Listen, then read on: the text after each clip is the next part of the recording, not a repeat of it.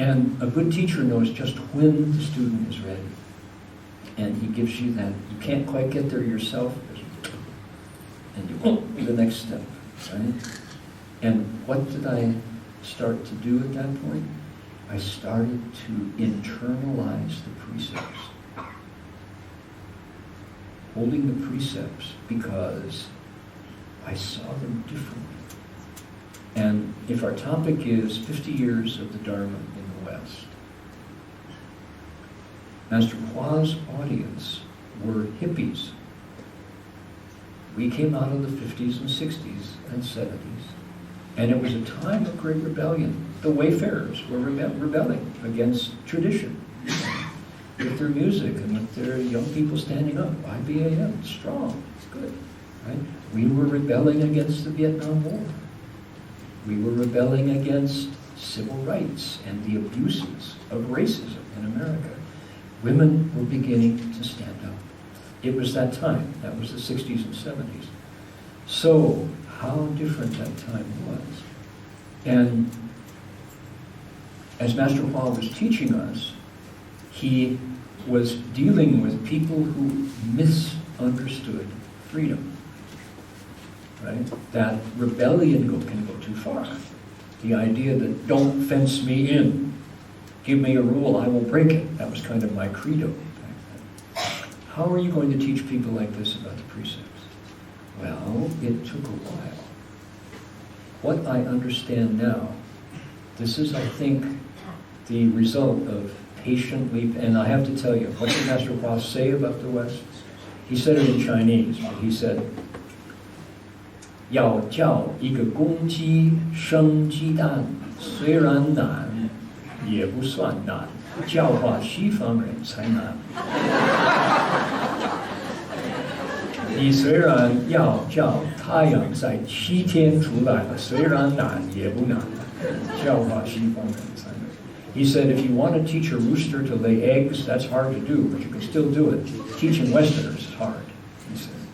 You want to know what's hard? Teaching a Western. So he used ren, he used patience to teach us because we didn't know. What we knew was look for power outside. The story is determined you are passive, you are a sheep as the shepherd. It's a story that works for most of the world, right? The Christian story is a wonderful story. And my mother, for example, was a Christian to the end of her life. But it didn't work for me. I had a different tribe. My tribe was not camels and palm trees and deserts and burnt offerings on the altar. It was looking for the Tao. That's why when I picked up the Tao Te Ching English basing, it was like, oh my goodness.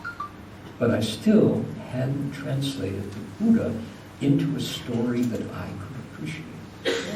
Right?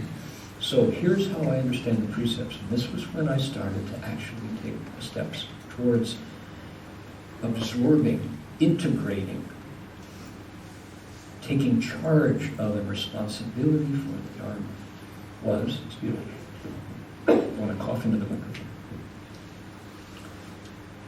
It began by understanding that the Buddha's, let's just work with the 5 precepts, right? The 5 lay precepts. You all are familiar with them. That the precepts are not judgmental moral rules. The Buddha likes you if you hold the precepts. If you hold the precepts, you are purer than someone else. If you hold the precepts, you somehow get closer to the Buddha. Okay, I mean, you can say those things. That's not what I understand. The Buddha said, let's not quote the Buddha, let's look at what he did. He left a life of comfort to go into the palace, to leave the palace and to go out and answer a question. Can mortality be beaten? Can I not die? Because he had never seen old age, sickness, and death. Right? When he succeeded, he said, anyone who wants to follow me can do so, but watch out for 5 big mistakes that will knock you off the path. If you want to do what I did, you can. You can follow me, but don't kill. If you do, you will harm your own wisdom. You will obstruct, you'll break the mirror of your mind. And you'll have to repair it before you get past that. If if you're sitting, if you meditate, and you've even gotten really, really angry at someone, you can't sit still. You feel like your gongde yin has been burned, right? Your forest of merit and virtue. He said, be compassionate, cherish life, foster life, don't take life, and you will succeed in your meditation. He said, if you want to do what I did, you can, but avoid stealing. Because if you deprive someone else of something that is rightfully theirs, you yourself will find yourself wanting, and you won't be able to sit still. It will obstruct your meditation. The same for 3 and 4 and intoxicants, right? Those precepts are what? They are pragmatic. They are for use, for success in cultivation. They are not judgments. They're not yardsticks of purity. They're not exclusive possessions of a certain class of people. Okay? They are for use. That's a new understanding, right? Because why? I was an American who loved freedom, freedom at all costs. You can't fence me. If the Buddha catches me lying, he might not. Maybe I got away with it. Not. If we take the precepts and hold them, where's the ledger? Where's the scorecard kept? Right here. So close, right? You can't fool anyone but ourselves. So that was a whole new understanding for me, was to realize that it was my play whether or not I held the precepts, whether or not I succeeded in meditation. So, okay. You have all been so patient listening to me talk. Time for lost song. And you know it. So we have the cameras on. If you don't sing, we will know. Highly recommend that you sing.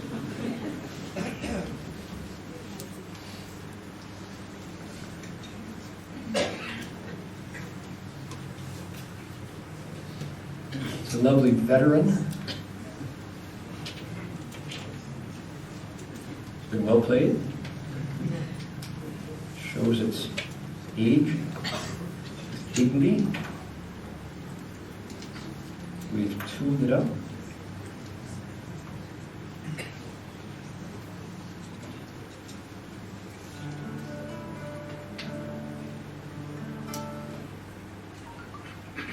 Okay, I have to tell you a story first.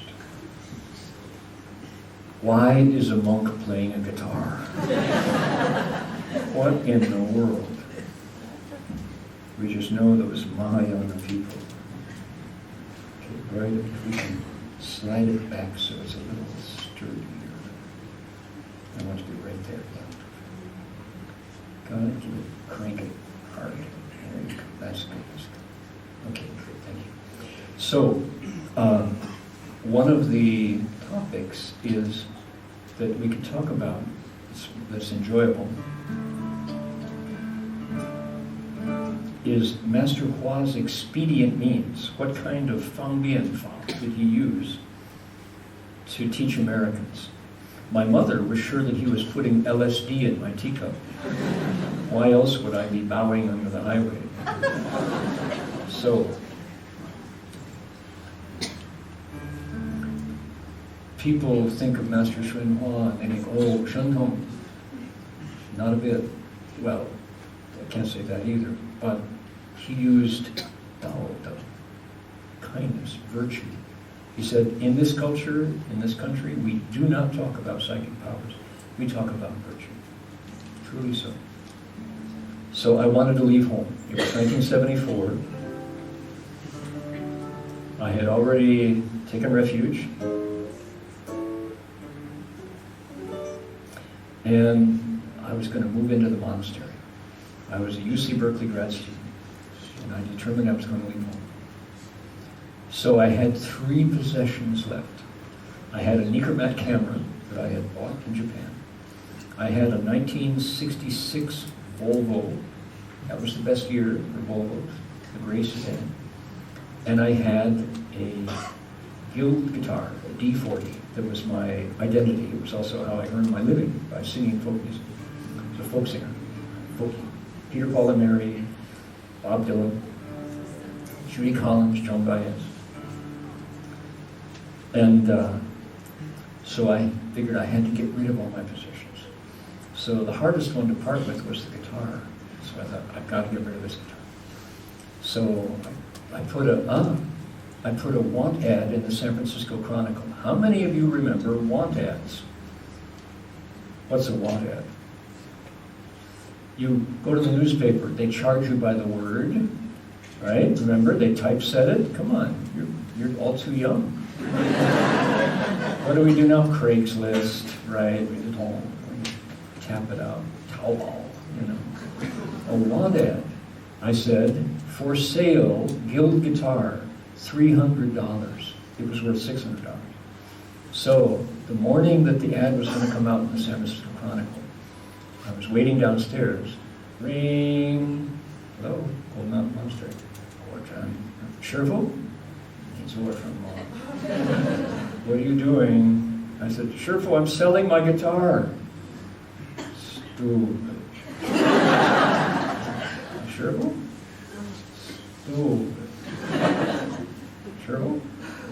He said, you're never going to be Chinese. You shouldn't try to be Chinese. You shouldn't try to use the methods that I use to teach Dharma. This is not China. You have to use the methods that work in your culture. Everything you have to use it to teach the Dharma. In the future, in this country, a monk who can play the guitar would be very useful. Okay, and my nature is such that I said, Shifu, I want to leave home. I'm attached to my guitar. I have to sell it today. Stupid. I disobeyed my first instructions from my teacher. Right? So, ring, hello, guild guitar, $300, don't sell it. I'm coming right over, you know. I sold my guitar and immediately regretted it. 25 years, I did not touch a musical instrument. But then I saw a teacher at our monastery in Berkeley on a Thursday night, an American, also a folkie from New York. And he had 80 Americans, Vipassana meditators, singing along to a folk song. And I thought, wow, that's a good expedient. So that's when I started playing guitar. So that's my excuse. My story, and I'm sticking to it. Okay. So every year, one time only per year, in the Mahayana tradition, we go, 天上天下无如佛，十方世界亦无比，世间所有境界，一切无有如佛者。你们听得懂啊？是什么？哪一天呢？佛诞 right? 佛，这是浴佛节。The Buddha's birthday, we say, upon the earth, below the sky, the Buddha has no peer. In 10 directions everywhere, he is beyond compare. Okay, and then the second half is, I've searched around the whole wide world, and now I can declare, you'll never find a wiser one than Buddha anywhere. And we repeat that last line twice. But it was too short, so I added a bunch of verses in between. Right? But here we go. Ready?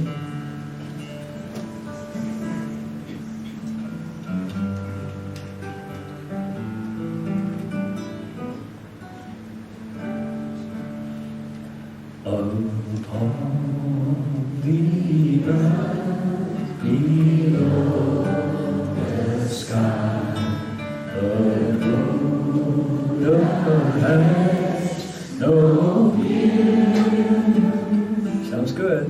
In 10 directions everywhere, he is beyond compare. This is called a computer break. He's gone beyond humanity. He's never gone again. With wisdom bright, he blesses me. He knows my joy and pain. He walked alone, but lead away with strength and purity.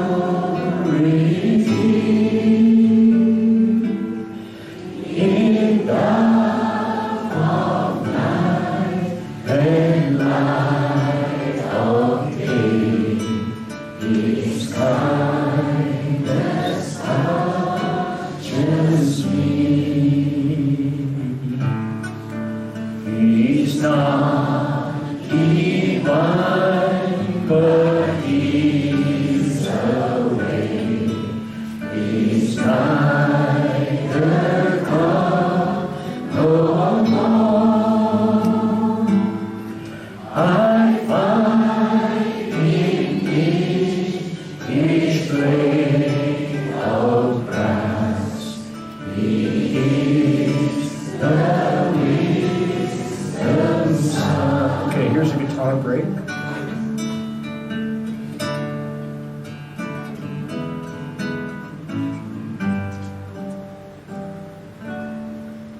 I searched around this whole wide world, and now I can declare you'll never find a wiser one than Buddha anywhere. Okay, last line again. You'll never find a wiser one than Buddha anywhere.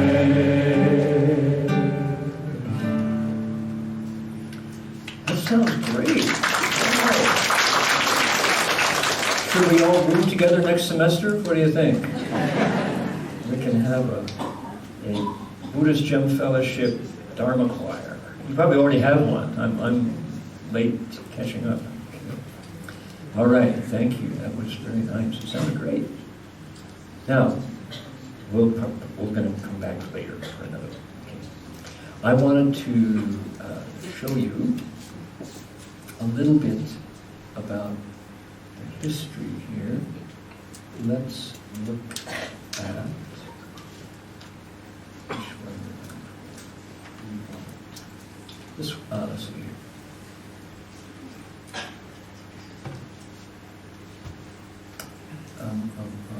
Which one is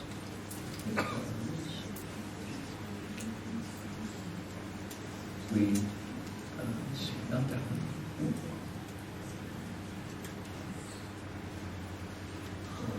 This one here. No, that's right. Okay, this guy. Yes, I found it. Here is Master Shen Huang. Notice in this photo there is one Asian face. The one in the middle. Everyone else in the photo is Caucasian. What an awesome bunch. What a scary looking bunch, right? Pretty scary. This is Ven Heng Sure. She is the senior monastic woman in the world, maybe. 50 years in robes. This is groups numbers 1 and 2 who have left home. This was my former college roommate, Bhikshu Hamyo, who actually introduced me to Golden. So this is historical photo. Kind of awesome, actually. Now, we recently, in San Francisco last year, Master Hua was born in 1918, so we had 100 years, a centennial, bringing Dharma west. And of course, we had a chance to look at the whole sweep of Master Hua's life and look back at the contributions that he made. This is the San Francisco Public Library. It was very generous with us. Gave us space to put up a major exhibit and on the third floor of the library, this whole display case area. So, but what I thought I might do is share with you some of the highlights of what Master Hsuan Hua valued as he, looking at the West, introduced the Buddha's teaching. And he was an educator as a kind of ministry. Mind you, he was also a cultivator, and he taught us the 5 schools in the Mahayana. So, Chan and Pure Land and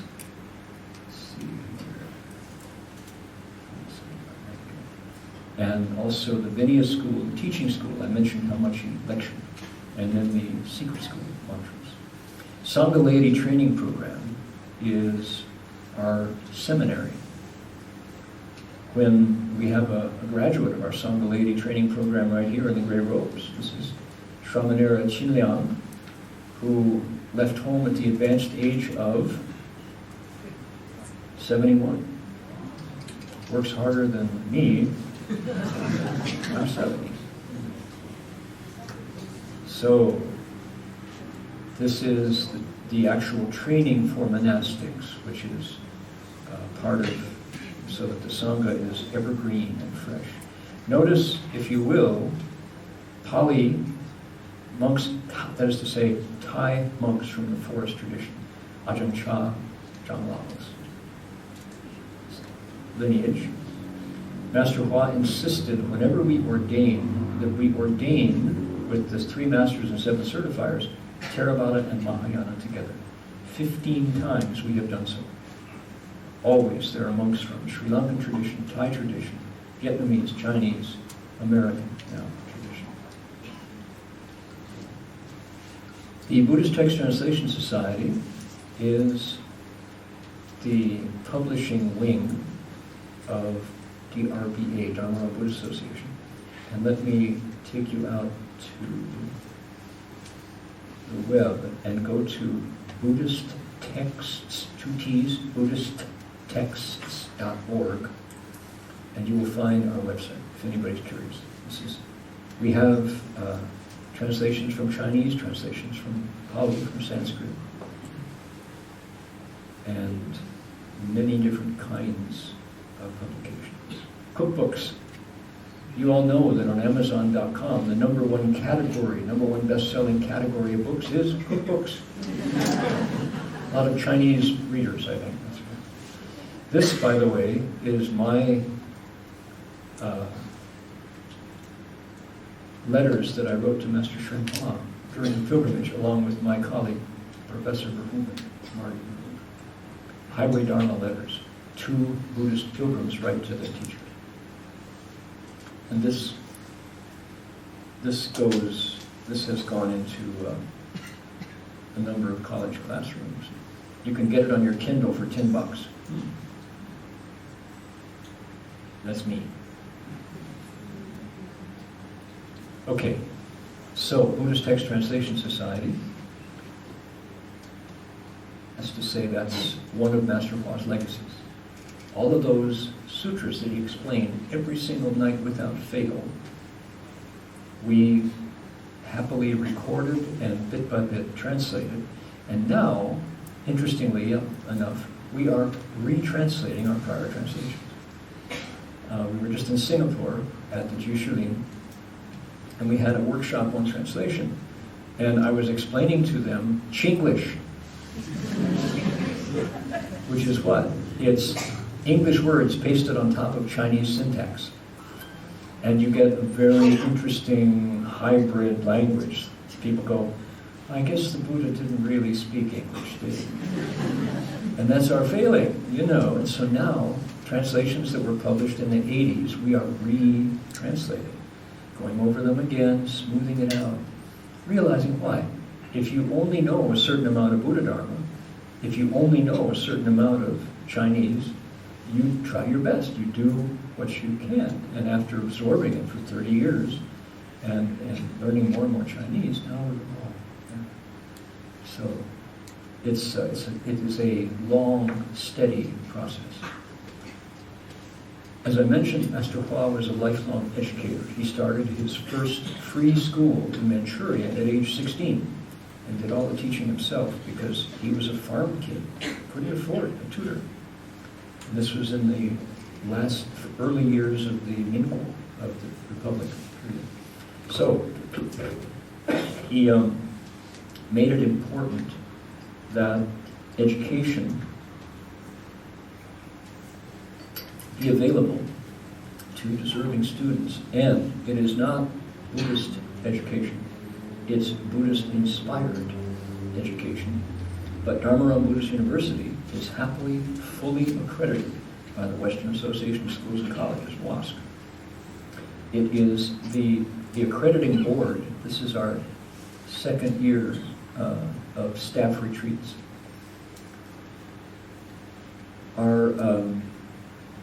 The accrediting board sees our program as now holding the flag for the humanities. Because all of you educators know about STEM, right, which is getting money, and humanities are disappearing. Foreign languages are disappearing. Classics are disappearing. So our educational program is based upon the great books of the West and of the East.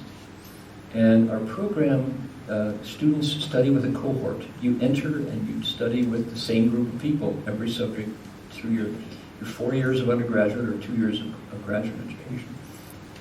And the role of the faculty member is facilitator and coordinator, not source of knowledge, right? Everyone reads the same books together. The facilitator talks about them. What ideas arose here? What does that do to your conceptions that you've been carrying before you read in? So, Dharma Realm Buddhist University, please do investigate DRB. Radically free, radically responsible. Right? Complete freedom entails responsibility if you hope to be an educated person. Now, look at some of the activities of Dharma Realm Buddhist University. Who is this individual? That's Bhikkhu Bodhi, the primary translator of Polytext, editor of the Polytext Translation Society of Ceylon, right? He's coming to DRBU this year for a 2-week series on Abhidharma. How about that? We also practice as well as study. It's a line-in session. And I will say, here, freedom is the goal of the liberal education. We do have fellowships and scholarship money for deserving students. So if you are interested, you want to go to drbu.edu.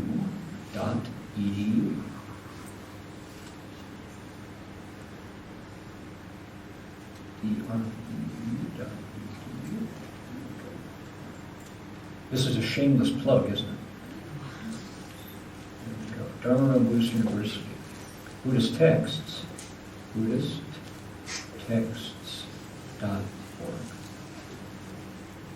Okay, so this is clearly, oops, come back here.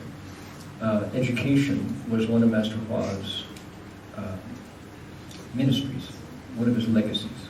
So this is how Buddhist teaching is progressing in the West. Dharma Realm Buddhist University and Buddhist Text Translation Society. Okay. drbu.edu and BuddhistTexts.org. Okay, now, what else?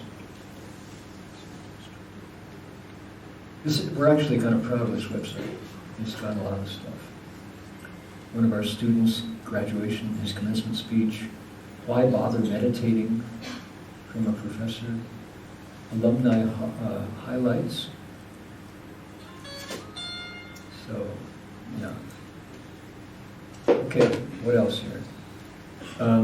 This is our educational outreach for people who don't want to enroll in a 4-year program but still want access to the ideas of the Dharma. The RMU extension.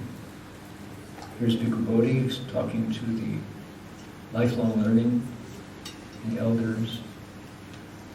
Shurangama Sutra Summer Retreat. Guan Yin recitation. Irigare meets Nagarjuna. Anybody into French feminist theologians? Talking to Madhyamika. That's quite fascinating. Living the practice, 2-month immersion. Adulting in the Dharma. Who's a good role model for growing up? Right? And these are our elementary and secondary schools. I think, could I see the hands of those of you who have graduated or have taken part in the school? Anybody here? One hand, one brave hand. A few others. These are, this is interesting because, as I said, Master Hua taught us the Confucian classics by day and the Buddhist sutras by night. What was the goal? What was the first curriculum element for the elementary school? Is filiality, 孝顺, 孝道, right? Filiality, which we do not interpret as obey me. We interpret it as recognize the kindness given to you and think to repay it. Striving to repay the kindness of parents, elders, teachers, of donors, of the planet, of the country. Right? Find a way to repay that. Now, we'll talk about that in just a minute. Here's our boys, here's our Guo Yue Tuan, our traditional Chinese instrument orchestra. You ever see what is that, about a 9-year-old meditating? Do you have meditation for kids? Right? And the girls' school. Girls' school is outstanding. We have a superintendent of education in the Ukiah Valley in California. He sends his children to our schools. The 教育部长 sends his kids to our schools, not his own public schools, because we separate the boys and girls, and no video games. What? You're going to get me there, man. I'm not. So, what about the fourth? So we have what? Ministries, legacies. We have setting up the Sangha, explaining what it means to be a Buddhist, who is the Buddha. 2, translating sutras, explaining the Buddha's voice, letting the Buddha's voice be heard.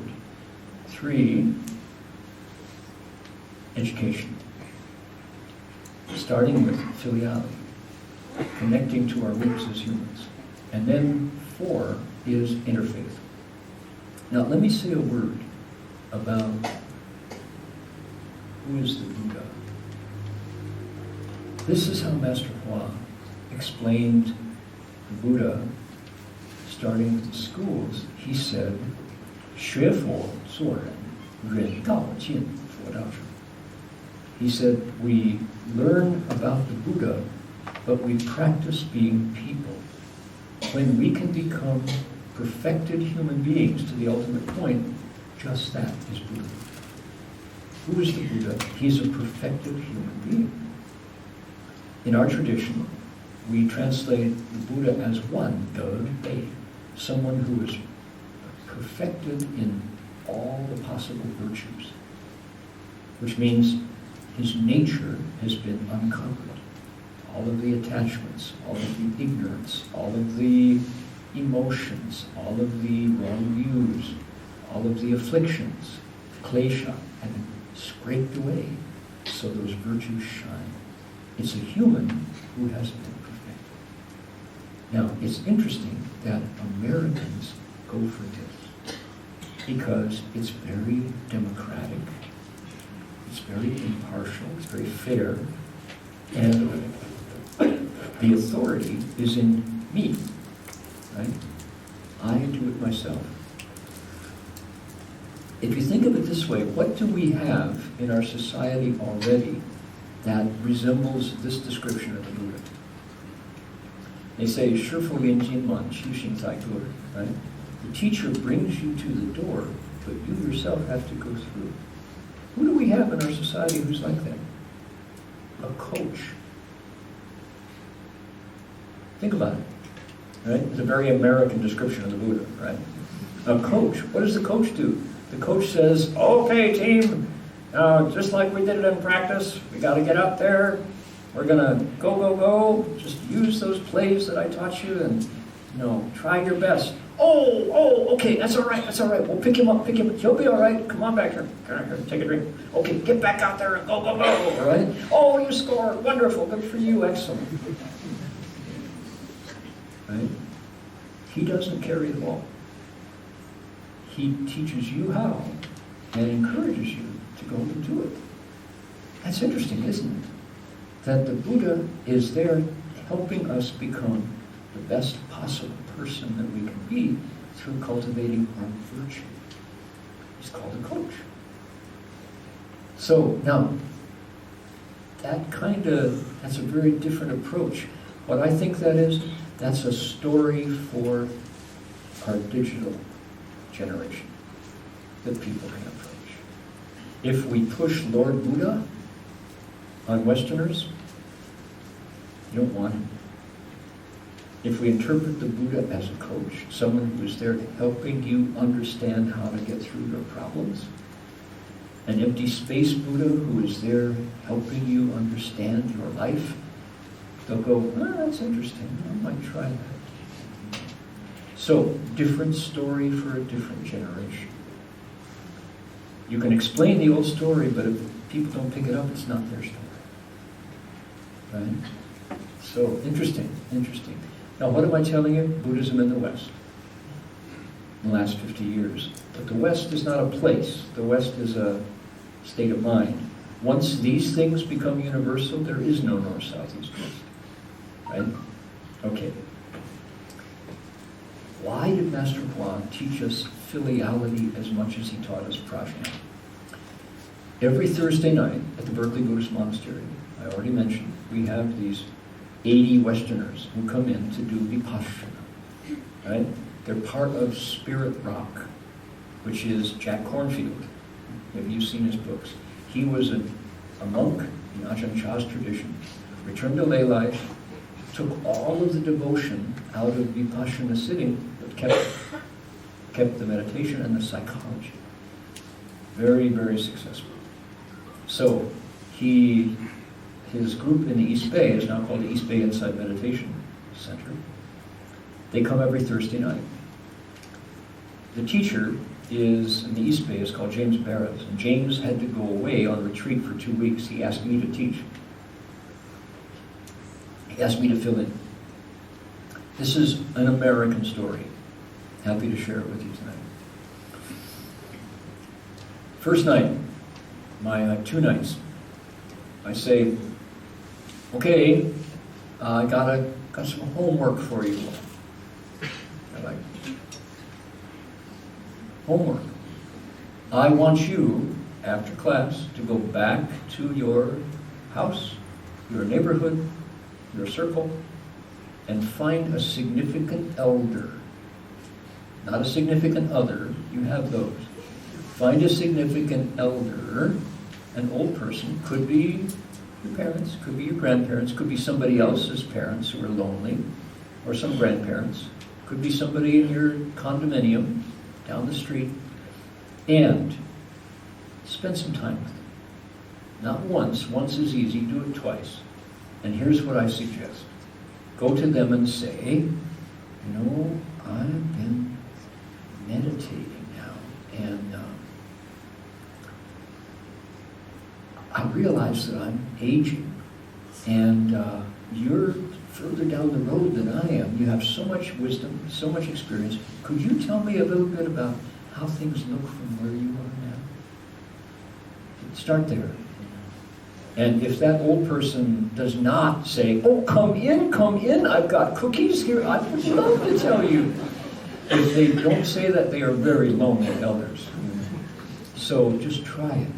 And then next week come back and we'll talk about it, all right? And they're going, what does this have to do with meditation? Okay, use it. So, came back the next week, and, oh, okay, well, who wants to be first telling us what happened? Not a hand. 80 people. Well, okay, who's got a story to share? Not a hand. Well, did anybody do it? Dharma Master, we don't have any elders in our lives. I kind of thought so, but did anybody do it? So this woman named Sumaya, who's a regular, she says, yes, I did. Most amazing thing. She said, you know me. And I said, yeah, we do. She said, I've been meditating now for about 4 years at this group, never misses a Thursday. She said, but what you don't know about me is I broke up with my mother. I'm emancipated, she said. My mother had a song that she used to sing to me, and I just got tired of it. She used to say, you know what's wrong with you? I'll tell you what's wrong with you. Everything is wrong with you. It's your shoes, it's your dress. Your shoes too short, that's too big. And I just got sick of it. I couldn't stand it anymore. And so I said, Mom, I'm done, and I left her. And I haven't really thought about her much in 5 years. And she said, but something, I've been meditating. And when you gave us that assignment, it just... So I did. I went to find her phone number. And I had it back in the back of the drawer. Kind of slipped to the back of the drawer, and I pulled it out. And I called my mother on the phone. What do you think she did? The first time she heard, Sumaya, you know what's wrong with you? I'll tell you what's wrong with you. You never called me. That's what's wrong with you. And I said, Mom, you're so cute. You never change. I'm going to come see you. Dead silence on the phone. Really? I said, Mom. So Sumaya said, so I walked the 5 blocks to her house. And when she opened the door, she was smaller than I remembered. I looked at my mother. I said, what's wrong with you? You never come see me. I gave her a hug, and I sat down, and we ate cookies and drank tea. I decided to move in with her. And everybody in the room was like, So she said, but here's the strangest thing of all. The next day, when I meditated, my whole chest was warm, starting with my heart. I had no idea that by cutting away from my mother, I turned my chest into a block of ice. And as soon as I gave my mother a hug and brought her back into my life, I was like, And my chest was warm. She said, who knew that when we leave our parents, we cut our own roots? And I'm like, right. So I said, anybody else? And it was John. And John is this guy, he's got a big beard, kind of guy. And he's an inspector, a building inspector for the city of Oakland. And John doesn't talk very much, but he said, I want to tell you what happened to me, says John. He says, my father's a funny guy. My dad is one of those guys, he used to, California, a doomsday cult.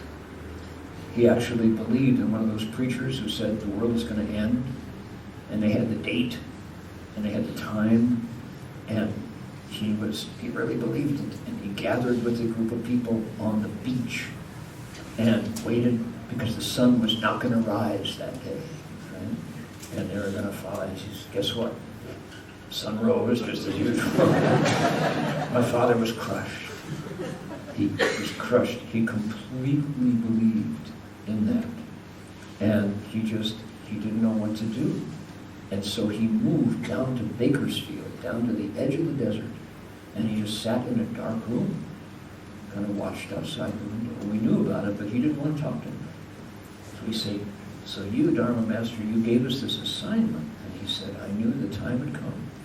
Got in my car last week, and I drove down to Bakersfield, and I knocked on the door. And what do you think? This voice from inside said, John, is that you? I said, Dad, how did you know? He said, I had a feeling. So I walked in, and my dad and I meditated together. Now, he didn't say, and we're moving in together. Everybody was waiting. He didn't say that. He said, but it was so nice to be back with my dad after so long. He said, thank you for telling us about, what do you call it? Filiality? Is that what you call it? Thank you for that. We need that. He said. So there's Master Hua's expedient, right? But clearly it is not Ting Wo Hua, Wu Ni Wu Xiao. It's not that kind of filiality, right? It's not Li Peng on the Guangchang, Liu Su. Not that. So it's what understanding that to become people, it is not our work. We are standing on the blessings of our parents and of our founders and of our teachers and of the Buddha. So, to connect to our roots, we think to continue the energy, to keep it moving, to pay it back. And if you have your parents alive, they might be in the room, what a blessing you have to be able to actually warm up your heart. Right? It's the same groundwater that feeds all the different kinds of trees. All their roots go down. As long as they go down, you can still keep your individuality. You can still keep your personality. But you are being fed by those roots. And when it goes the other way, guess what? Every living thing is drinking from that same water, and we become something called Tong Ti Da Bei. Same body, great compassion. It's the same groundwater that feeds all beings equally. And if we have stepped away from our connection to our parents, our roots are not being nourished. So, what is the connection between filiality and, mind you, piety, P-I-E-T-Y, big red X, not filial piety, mistranslation. Filial respect. Piety is something nobody wants. Bad translation. Retranslate that one. Piety is pinched and skinny and piety. No. That's filiality is like, big. Another one. Who is Guan Yin Bodhisattva in English? Guan Yin Bodhisattva is in English. The Goddess of Mercy. No. Red X. Ask 100 people, 100 people will tell you Goddess of Mercy, right? Guan Yin Bodhisattva is not a goddess. She is not a Tian Yu. Goddesses are Tian Yu, right? She is not merciful. She's compassionate. It's different. Compassion is Tong, same body, no difference. Mercy is, oh, please don't hurt me. There's a difference in power. So, Goddess of Mercy, it's one of those unfortunate lexicons that's completely already absorbed. Filial piety and the Goddess of Mercy. See what we're fighting against, right? Nobody wants Chinese culture, Dharma wisdom, because it's couched in unhappy language. So, I'm a translator, and that stuff gets me, it bugs me. Right? Okay. Ready for one more. You're all being so patient with me. Thank you so much. How do we spread the Dharma in the West? We have to tell the story in a way that makes sense to people before it becomes their story. Right? That's the goal. We want our own children, our own spouses, to be able to warm up and say, oh, there's goodness in the Dharma. There is juice and energy there. that benefits my life. So,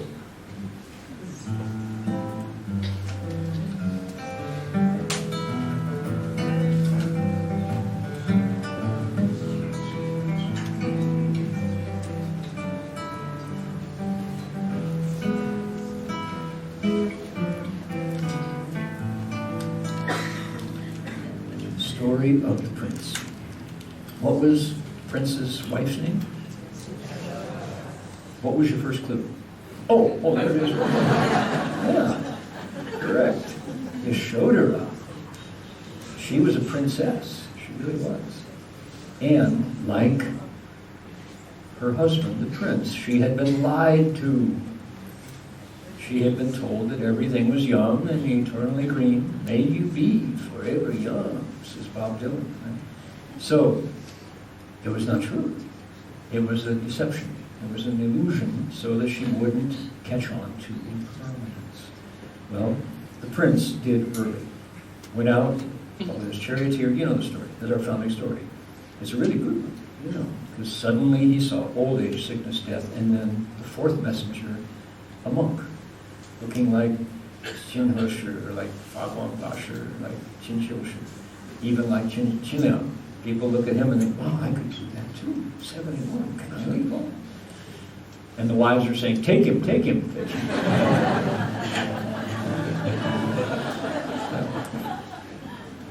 We'll see. So, anyway, and with that fourth messenger, he said, So, take a look. Prince Siddhartha had a wife. He loved her like he loved life. She was fine, she was fair, but he knew he had to go. When he said goodbye, he said to her, Yashodhara, look at where life leads. Yashodhara, I'm going to try to get free. I took a little trip into town. I learned that death will cut us down. I woke up by the city wall. Guess what?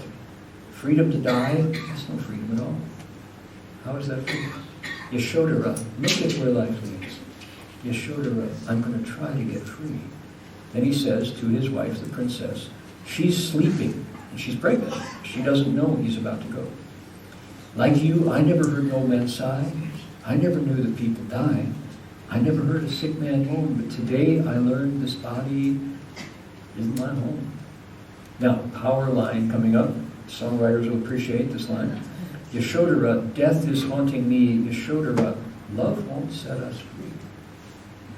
Now that is countercultural, right? In a world where God's love is the greatest good. The Buddha said love, no, will still die all the same. It'll hurt more if you can't let go. Now, here's the turn. Then I saw another man who walked in robes with bowl in hand, his gaze looking to left and right. His brow was clear, his eyes were bright. I asked him what he did all day. He said, I cultivate the way. I watch my mind, I watch my breath, and in the end, it's like death. It's not a joke. You die and you go, right? Now, Yashodhara, I couldn't love you more, Yashodhara. That's why I'm walking out this door. He's doing it for her because he knows that usually the men die first. A lot of lonely widows. And if he goes and she's still around, what's that? I'm going to try to get free. Some will say I'm a fool. Some will say I'm too cruel. The best thing I can do, because when I get free, I'm coming back for you. Yashodhara, look at my life. And he did. She became a nun. His son became a monk. He was his father's pallbearer, right? Filial son, the Buddha, the prince. Here we go.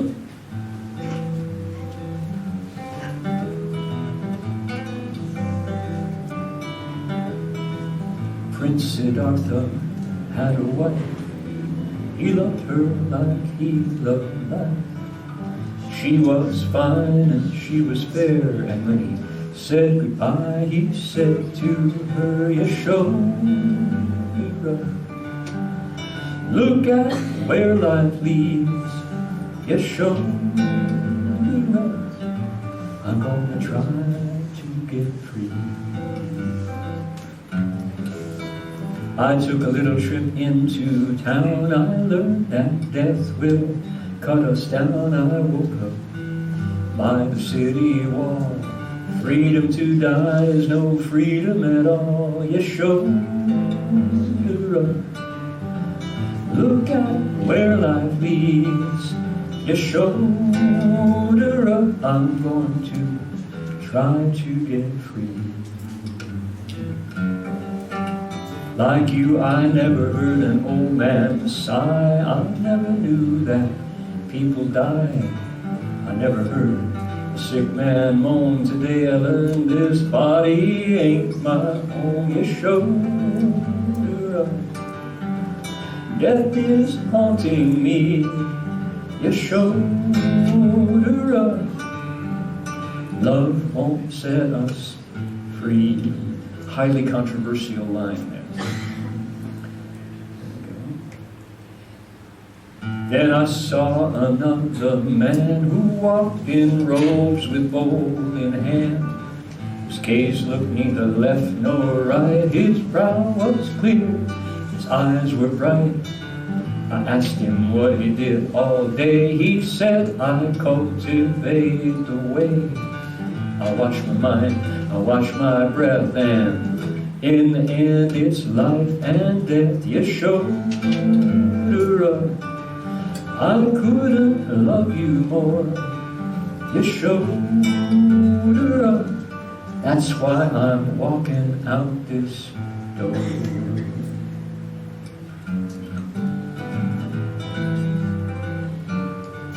Now, some will say that I'm a fool, and some will say that I'm too cruel. This is the best thing I can do. When I get free, I'll come back for you. Yeshua, look at where life leads. Yeshua, I'm going to try to get free.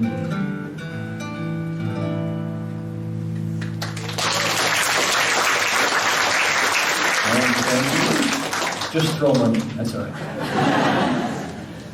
You know, the Qawwali singers in Pakistan, that's what they do. Throw money.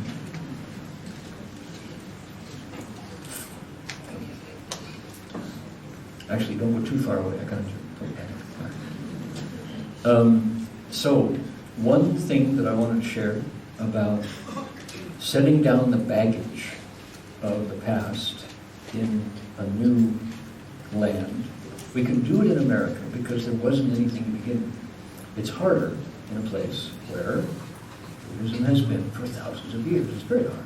It's maybe impossible to really change the course of an ocean liner. You can only go a little bit. And in Malaysia, we know what the Buddhist churches have established. And for better or for worse, it's really hard to change. But not so in the West. So one of the things that we cherish is our relationship with the Theravada monks of the Thai forest tradition, Ajahn Chah. We take a look here. This is called monks in the West. Not only do we unite with our Theravada brothers, but also with Benedictine and Trappist Catholics, monks in the West. This is a very healthy dialogue that has been going on with the Vatican's permission for years now. Check out the color of the robes. Isn't that brilliant? These are Trappists. The white is the Trappists, the black are the Benedictines. Welcoming them. This is at Gethsemane Abbey. Anybody read Thomas Merton? Seven-story city, seven-story castle. Seven-story mountain. This is in the monks doing Catholic Mass in the Buddha Hall, the city of 10,000 Buddhas. Right? So, this is the Parliament of World's Religions. There have been 6 in the world, and we joined together. We took 60 of our students and friends, including monks from China, to Salt Lake City for the Parliament. This is the Western Buddhist monastic gathering. We set down the baggage and meet together. Notice the colors of the robes here, right? Check. Here's Tupan Chodron.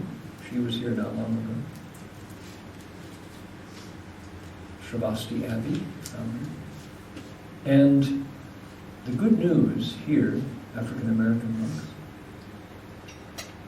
African American nuns, the good news is that we can set down the baggage, the old ways of saying, xiao cheng, right?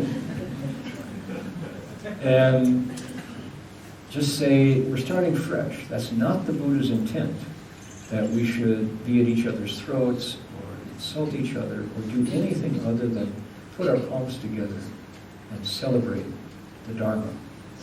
And then, as a Buddhist body, go talk to other religions. It's the only way it can be genuine, it can be real.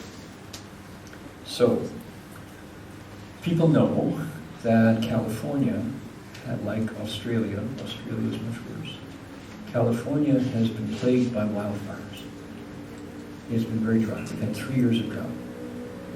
And we in Northern California are at ground zero for the wildfires on all sides of us. Master Shenhua knew that Ajahn Sumedho was looking for a piece of land to establish his first American branch. In England, it's Amaravati. In Thailand, it's Wat Pahong, Wat Pananachan. So Master Hua said, Ajahn Sumedho, I have 120 acres of Mendocino County mountainside. It needs monks. Would you like this piece of land? Ajahn Sumedho said, yes, I would. That's a pretty good invitation. He was happy. And Abhayagiri Forest Monastery was created in Wei Shan, Fearless Mountain. So they have been our Dharma friends ever since.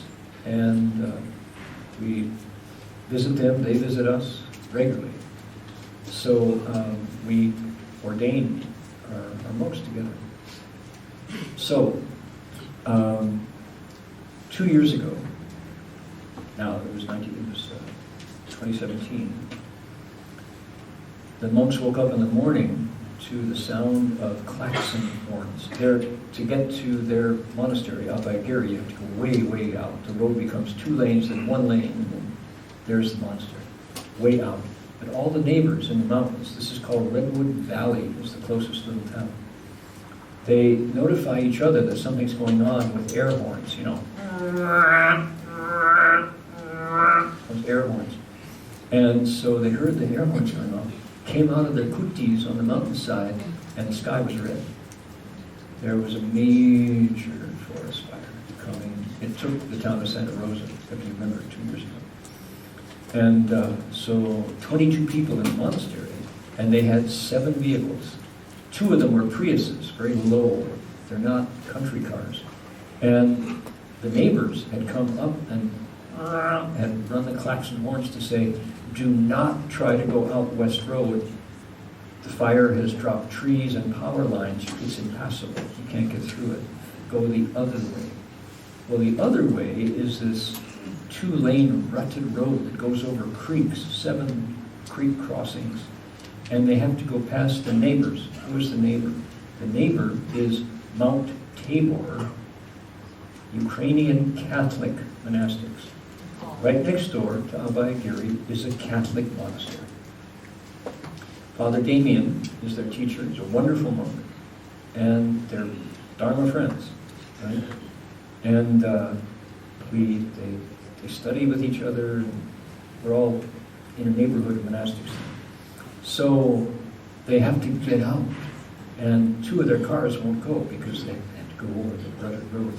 So they find some lay disciples show up with pickup trucks. So Bante jump in, and they go out the back way, past Mount Tabor, and into the town of Willits, where they find some refuge. Well, we called the next morning, said, did you make it through? And they said, well, we were homeless again, really homeless.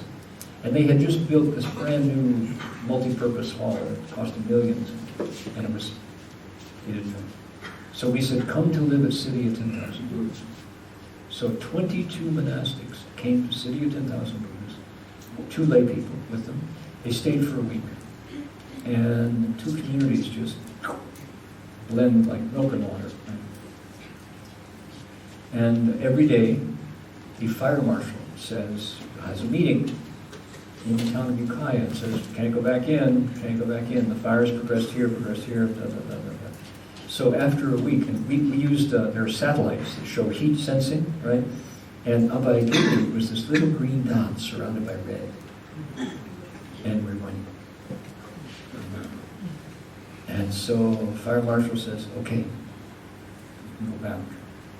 We can't promise anything, but at least you can go back. So the caravan left City of 10,000 Buddhas and went down. And on both sides, all the vineyards, this is wine country, all the vineyards, black, ash, just ash, and all these houses, just ashes, nothing, just these chimneys, piles of bricks, like that, nothing else. Truly it looked like the devastation after a bomb had gone off. And we go in and looking worse and worse. And we come around the corner to the parking lot of Abhayagiri, and here are all the CAL FIRE firefighting equipment in the parking lot. Here are the bulldozers, right? Here are the big trucks, and here are the pumpers, and here come the firemen. And the firefighters, a lot of them are Apache Indians from Arizona. They love to test their strength against the fire.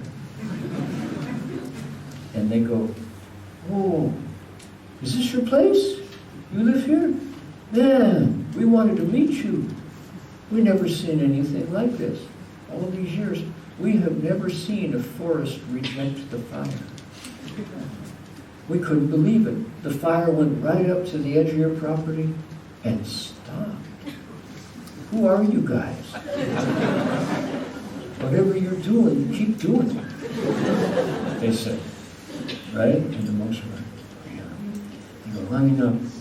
And to this side of the boundary of Abhayagiri, black, ash. Here, you can reach out and touch it, is a shrine to Ajahn Chah made of wood, no dust on it. Here's the brand new multi-purpose hall, no ashes even. Unburned, untouched by the flames. The flames on every side went right up to it and stopped. If we had the time, I would show you the photographs. Go to abhayagiri.org if you want to see this. You have to go back because they post photos all the time. I'll show you. Go to abhayagiri.org. You have to go back 2 years. abhayagiri.org. And so we were like amazed that nothing had been harmed. And Father Damien was there. Father Damien said, amazing. Mount Tabor, nothing was harmed. Untouched. However, next door, on the other side of Abhayagiri, a Thai monk from Bangkok heard that Abhayagiri was there, Ajahn Chah's. He wanted to Jie Guang a little bit, right? And what did he do? He bought land and put a monastery there, except no monks, no cultivation going on there, just a caretaker. He went back to Bangkok, burned to the ground. The Buddha images all melted. The conclusion is, wherever people actually cultivate the way, gets protection. We saw it with our eyes. Even though you call it a Buddhist place, if nobody is there actually turning the Dharma wheel, actually removing the coverings from their nature, actually practicing kindness, compassion, serenity, joy, no protection. So, where people are cultivating, Christian or Buddhist alike, the Devas and the Buddhas and the Bodhisattvas pay attention. That includes your house. So the conclusion that we came to is California is probably going to burn. So far we've avoided direct flames. We have to make fireproof people. And you start by not letting yourself get angry. Master Shenhua gave us a mantra. It's called the patience mantra. How does it go? It goes like this. English, the first English language mantra. It goes, patience, patience, gotta have patience. Don't get angry, so full. Really works. You ready? Patience. Patience. Gotta have patience. Don't get angry. So ho. Well done. Practice that on your spouse. And you're just about to, patience, as Fasher said, patience, patience, gotta have patience, don't get angry. What was that last word? So ho. Swaha, Sanskrit, means may all things be auspicious. Ready? Here we go. Together.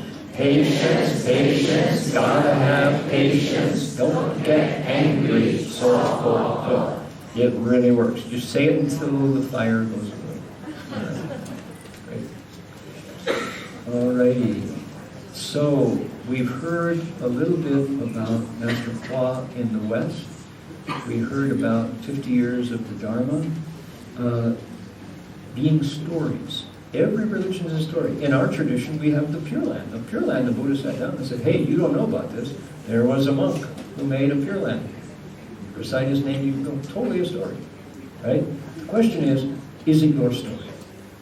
Can you connect to it?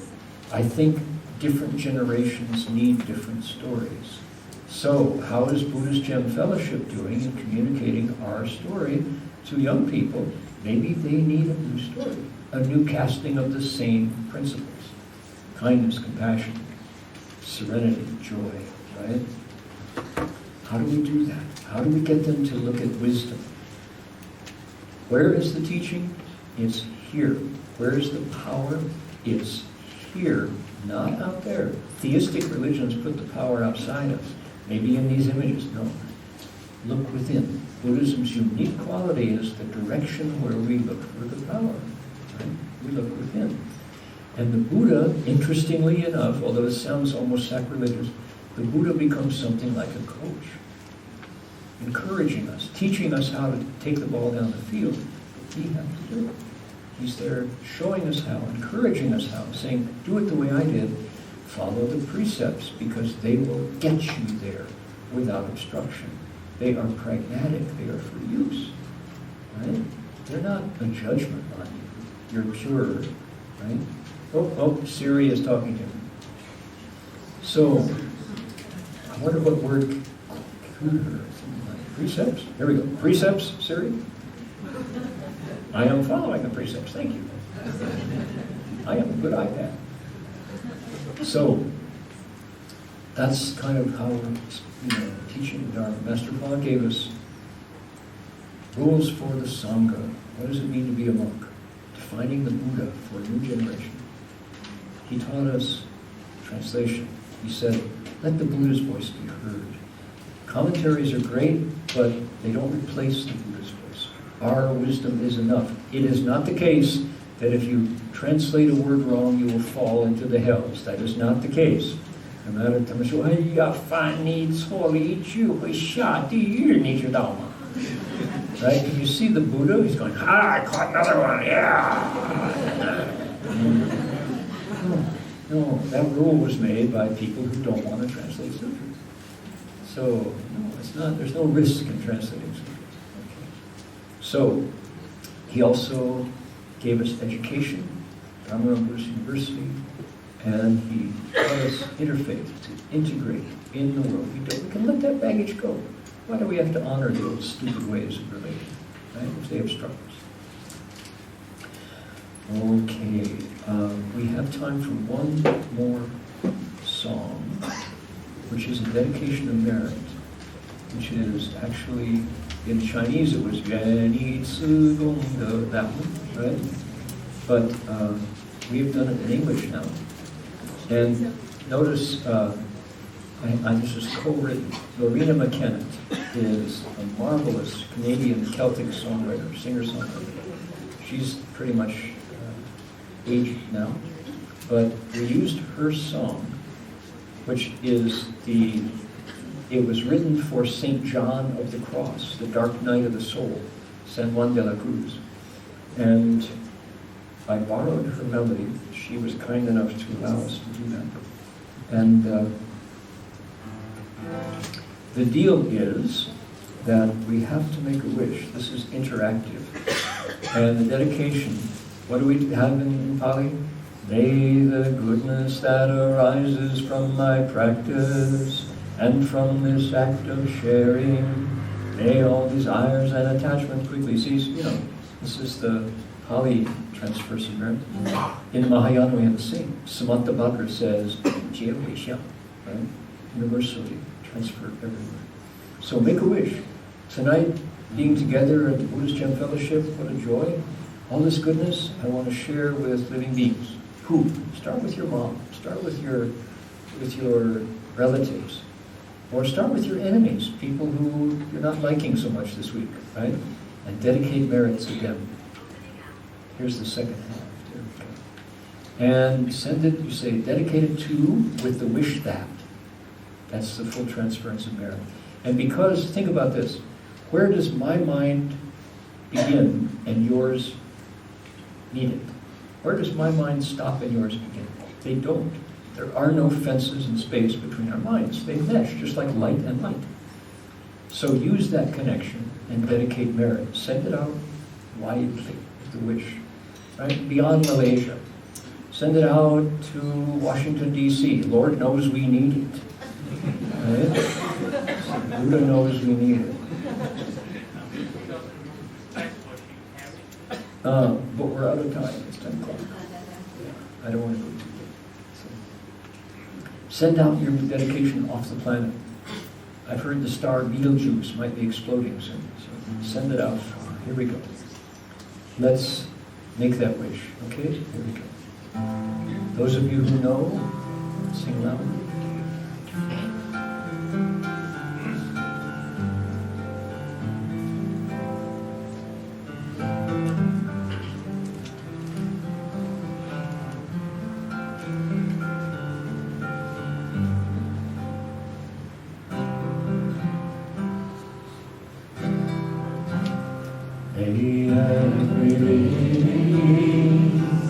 Our minds as one and radiant with light, share the fruits of peace, with hearts of goodness, loveliness, and pride. Somebody knows it. If people hear and see how hands and hearts can find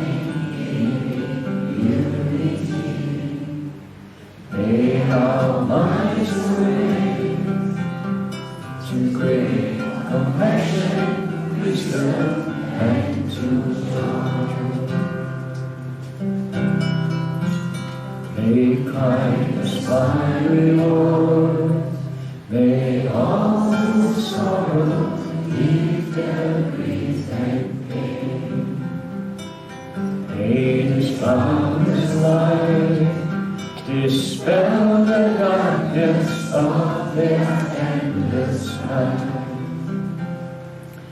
Because of us alone, this world of pain turns into paradise.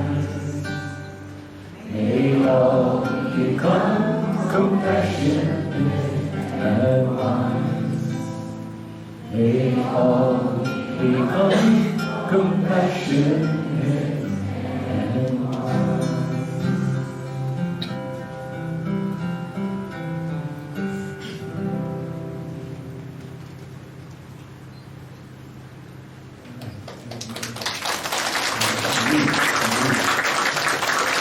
So again, gratitude to Dr. Siri for the loan of the guitar. Lovely instrument, that's an honor. And also gratitude to Buddhist Gem Fellowship for inviting me here and for welcoming all of our friends from Dongbian and from Ziyandong and from Bayansi and all of the various places that we come from. And tomorrow night we actually have a program, Putra Heights. Yeah, so if anybody wants to catch different songs tomorrow. Song and language, 张道歌. So that was I'm going to stand up and invite everybody to do that, and we can bow 3 times to the Buddha.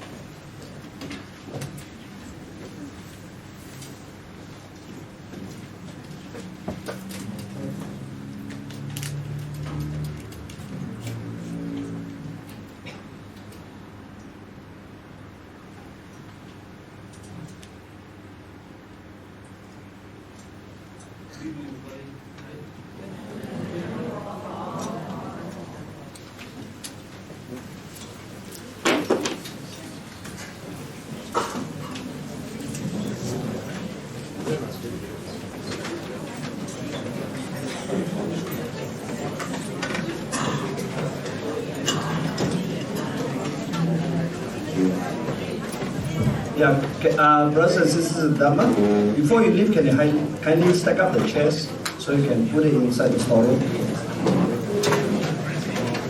And also remember the deer cookies downstairs.